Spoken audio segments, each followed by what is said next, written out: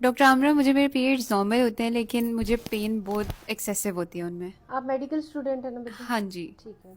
आपको कुछ बातें मैं समझाती हूँ।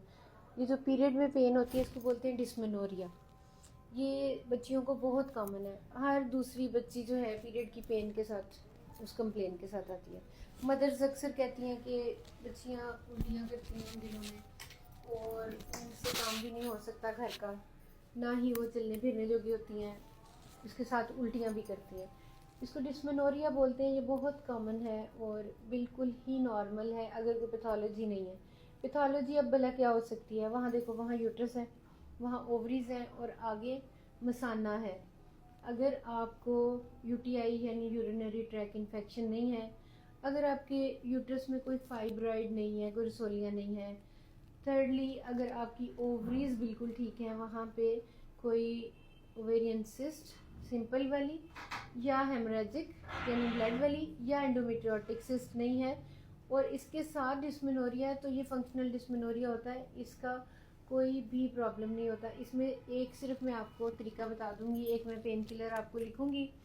उस पेन किलर को देखो, जब पेन होने लगती है ना तब पता चल जाता है। दर्द का एक साइकिल होता है, हमें साइकिल ब्रेक करना होता है। जब दर्द होने लगेगी ना, या आपको पता है मुझे फर्स्ट डे और सेकेंड डे पेन होती है, तो आपने वो उस दिन पेन होने से पहले वो दवाई खा लेनी है। दवाई मैं लिखने लगी हूँ, ये दवाई आपने पीरियड के पेन होने से पहले खा लेनी है। अगर आपको पीरियड का पेन एक दफ़ा स्टार्ट हो गया तो फिर वो टाइम लेगा उतना ही, क्योंकि प्रोस्टाग्लैंडिन सिक्रीट हो जाते हैं ना, तो उसके साथ ऐसा होता है कि वो जब तक वापस नहीं जाएंगे तो आपको पेन होती रहेगी। तो आपने पेन होने से पहले ये दवाई खा लेनी है। हाँ, एक अल्ट्रासाउंड लाजमी है, कुछ ब्लड टेस्ट लाजमी है कि कोई इन्फेक्शन तो नहीं है।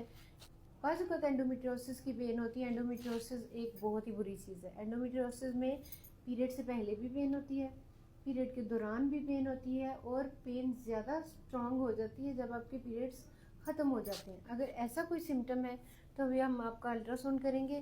खुदा ना खास्ता वैसा कुछ हो तो फिर हमें कुछ मेडिसिन प्लस सर्जिकल इंटरवेंशन करनी पड़ती है।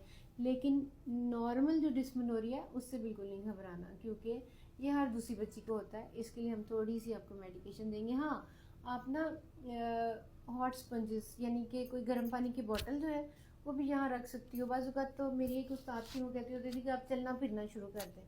आप चलें फिरेंगे, अगर चलने फिरने से दर्द होती है तो आप रेस्ट रख लें, अगर रेस्ट से दर्द होती है आप चलना फिरना शुरू करें, वॉक करें।